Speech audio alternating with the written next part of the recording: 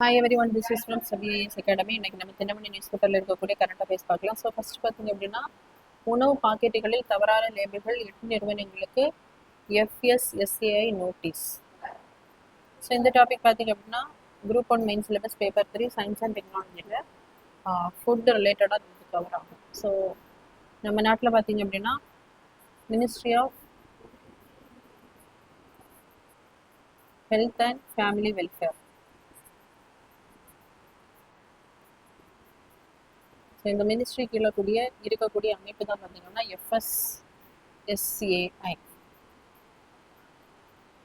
Food safety and standard authority of India. So இந்த அமைப்பு பார்த்தீங்க அப்படின்னா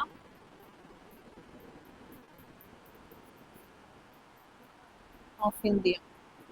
so food safety and regulation act வந்து 2006 வந்து கொண்டு வந்திருப்பாங்க. ஸோ அதன் அடிப்படையில் பார்த்தீங்க அப்படின்னா food safety and standard authority of India வந்து 2008 இந்த அமைப்பானது ministry of health and family welfare கீழே வந்து அமைக்கப்பட்டிருக்கும். ஸோ எதுக்காக அப்படின்னா, நாட்டு மக்களுக்கு அந்த தரமான உணவுகளை வந்து வழங்குவதற்காக அதை மேற்பார்வை செய்யக்கூடிய அமைப்பு தான் பார்த்தீங்கன்னா இந்த FSSAI. ஸோ இதில் பார்த்தீங்க அப்படின்னா, உணவு பாக்கெட்டுகளில் மக்களை ஏமாற்றும் வகையில் தவறான பிராண்ட் பேர்கள், லேபிள்களை வந்து சூப்பர்வைஸ் பண்ணிகிட்டே இருப்பாங்க. பயன்படுத்தும் அந்த 8 நிறுவனங்களுக்கு வந்து FSSAI பார்த்தீங்க அப்படின்னா உணவு பாதுகாப்பு மற்றும் தர நிர்ணய சட்டம் 2006 படி வந்து இவங்க வந்து நோட்டீஸ் வந்து தவறாக கொடுத்ததற்காக நோட்டீஸ் வந்து அனுப்பியிருக்காங்க. இந்தியாவில் 100% எத்தனால் எரிபொருள் மத்திய அமைச்சர் நிதின் கட்கரி ஒப்புதல். ஸோ வண்டிகளில் பார்த்தீங்கன்னா 100% எத்தனால் எரிபொருளுக்கு சட்டப்பூர்வ ஒப்புதல் வந்து அளிக்கப்பட்டுள்ளது. இதுக்கு முன்னாடி பார்த்தீங்க அப்படின்னா 20% எத்தனால் தான் ஆட் பண்ணியிருப்பாங்க. ஸோ தற்போது பார்த்தீங்கன்னா 100% எத்தனால் எரிபொருள் இதை வந்து பயன்படுத்த போகிறாங்க. இதில் பார்த்தீங்கன்னா 93 முதல் 95% எத்தனால் கலப்பு இருக்கும். ஸோ இது பார்த்தீங்கன்னா தற்போது கச்சா எண்ணெய் தட்டுப்பாடு, விலை உயர்வு, இதனால நம்ம என்ன பண்ண முடியும்னா நிறைய வெஸ்ட் ஏஷியன் நாட்ஸ்ல வந்து இம்போர்ட் பண்ண முடியும் சுச்சுவேஷன்ல இருக்கும். இதற்கு மாற்றாக பார்த்தீங்கன்னா இந்த எத்தனால் எரிபொருள் வந்து கை கொடுக்கும் அப்படின்னு எதிர்பார்க்கப்படுகிறாங்க.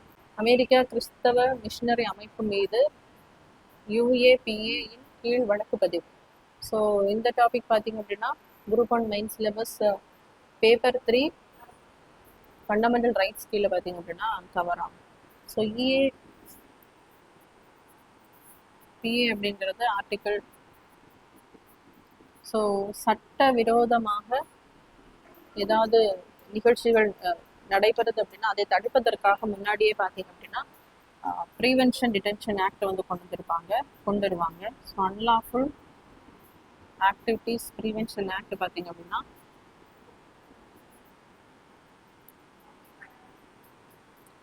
1967 இந்த சட்டமானது கொண்டு வரப்பட்டிருக்கும். ஸோ ஒரு விபரீதமான செயல்களை தடுக்கும் பொருட்டு தான் இந்த ப்ரிவென்டிவ் டிடென்ஷன் ஆக்ட் வந்து கொண்டு வரப்படும். ஸோ இவங்க பார்த்தீங்க அப்படின்னா அமெரிக்க கிறிஸ்தவ மிஷனரி அந்நிய செலாவணி மேலாண்மை சட்டம், அதாவது ஃபாரின் எக்ஸ்சேஞ்ச்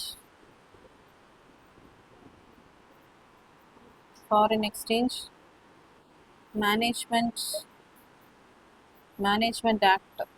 ஸோ இது 1999 வந்து கொண்டு வந்திருப்பாங்க. அதாவது ஒரு குறிப்பிட்ட அளவுக்கு தான் என்ன பண்ண முடியும்னா ஃபாரின்லேருந்து நம்ம எக்ஸ்சேஞ்ச் அந்த மணி எல்லாமே எக்ஸ்சேஞ்ச் பண்ண முடியும். அதே மாதிரி அந்நிய பங்களிப்பு ஒழுங்குமுறை சட்டம், ஃபாரின் கான்ட்ரிபியூஷன் ரெகுலேஷன் ஆக்ட், இது 2010 கொண்டு வந்திருப்பாங்க. ஸோ ஃபாரின்லேருந்து நம்ம நிதி உதவி வாங்கும்போது அதை ஒழுங்கு பண்ணுவதற்காக இருக்கக்கூடிய சட்டம் தான் பார்த்தீங்க அப்படின்னா அந்நிய பங்களிப்பு ஒழுங்குமுறை சட்டம். இதில் பார்த்தீங்க அப்படின்னா இந்த அமைப்பானது அதையெல்லாம் மீறி ரூபாய் 92.55 கோடியை வந்து இவங்க வந்து பெற்றிருக்காங்க. ஸோ அதற்காக தான் பார்த்தீங்க அப்படின்னா இந்த ஒஃபா சட்டம் மற்றும் ஃபெமா சட்டம், அதே மாதிரி FCRA சட்டத்தின் கீழே வந்து இவங்க மேலே வழக்கு பதிவு வந்து பண்ணப்பட்டிருக்கு.